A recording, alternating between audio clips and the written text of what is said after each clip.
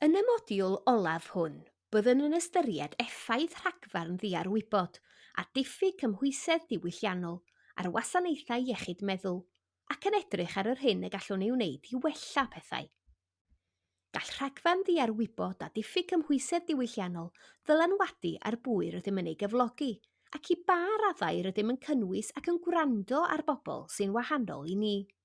Mae'n effeithio ar sut rydym yn ymgynghori ac yn ymgysylltu â'n cymunedau, a sut rydym yn cynllunio a darparu gwasanaethau a phrosiectau ar ei cyfer. Mae'n lliwio ein harferion gweithio unigol ac mewn tîm, ein dulliau arwain a rheoli, a sut rydym yn trin ein gilydd yn y gweithle. Mae hyn oll yn creu anghydraddoldebau yn y ffyrdd rydym yn darparu gwasanaethau i gymunedau pobl ddion, asiaidd a lleiafrifoedd ethnig. Felly, beth allwn ni wneud yn ei cylch? Yn syml, gallwn ddysgu mwy am wahaniaethau diwylliannol a cheisio eu parchu a'i croesawu.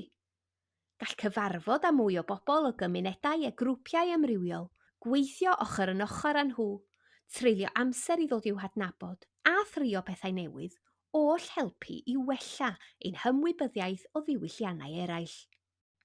Dylem ganolbwyntio ar ymddygiad cadarnhaol pobl yn hytrach nag ar ystradebau negyddol, gan gymryd gofal i ddefnyddio iaith glir, gadarnhaol a diracfarn, ac i hyrwyddo delweddau gadarnhaol o gymunedau pobl ddion, asiaidd a lleiafrifoedd ethnig.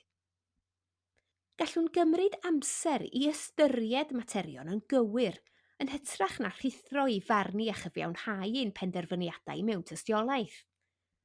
Er enghraifft, yn ystod ymarfer recriwtio, dylem ddilyn prosesau cywir a chofnodi ein rhesymeg.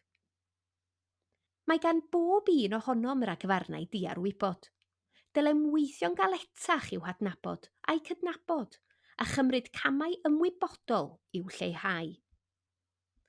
Dylem adolygu a herio ein hunan yn rheolaidd ac edrych yn onest ar ein is-ymwybod i ddeall yn well sut mae'n effeithio ar ein agweddau a'n ymddygiadau.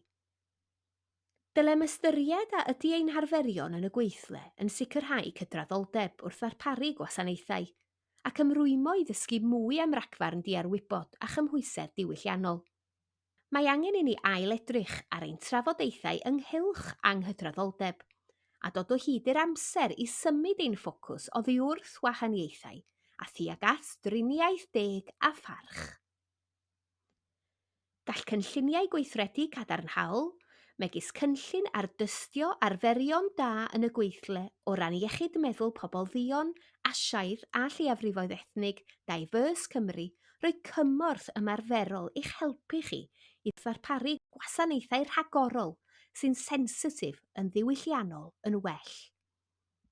Ariannir y cynllun gan Lywodraeth Cymru ac fe'i cefnogir gan Goleg Brenhinol y Seikiatryddion.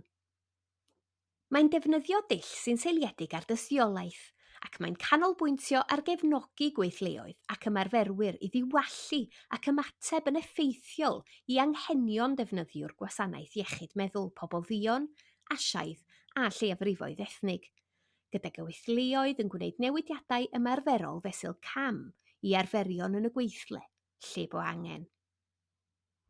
Gall gweithleoedd ennill ardystiad cymhwysedd diwylliannol trwy'r cynllun a ddarperir gan fusoddwyr mewn cydraddoldeb ac amrywiaeth y Deyrnas Unedig, UKIED, sef y corff ardystio sydd wedi hen sefydlu. Gweithgaredd modiwl 4. Nawr, bydd gweithgaredd 10 munud o hyd wedi'i hwyluso i fyfyrio ar yr wybodaeth a ddarparwyd yn y fideo modiwl 4 a'i thrafod.